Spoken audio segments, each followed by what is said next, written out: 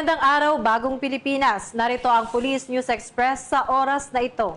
Pinaigting ng Philippine National Police ang cyber defense measures matapos ang babala ng Department of Information and Communications Technology hingil sa posibleng distributed denial of service attack na maaaring makaapekto sa mga government websites simula Miyerkules, Nobyembre 5. Ayon kay Acting Chief PNP Police Lieutenant General Jose Melencio C. Nartates Jr., matagal nang nagpapatupad ng tuloy-tuloy na cybersecurity measures ang PNP upang maprotektahan ang mga sensitibong datos at online platforms ng organisasyon.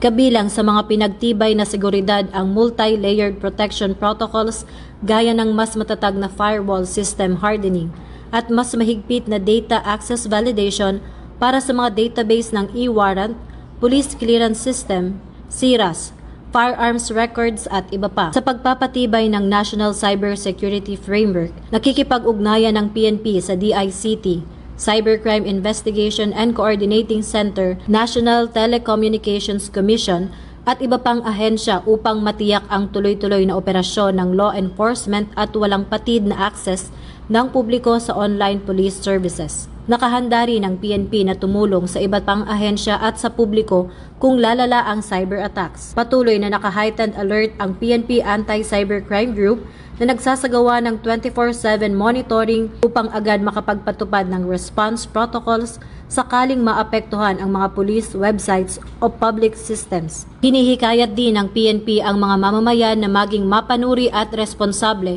sa paggamit ng internet, gumamit ng secured passwords, at agad mag-ulat ng anumang kahinahinalang online activities. Para sa mga napapanahong balita, laging tumutok sa Police News Network. Ako po si Patrol Woman Sari Bernales, nagbabalita para sa Police News Express.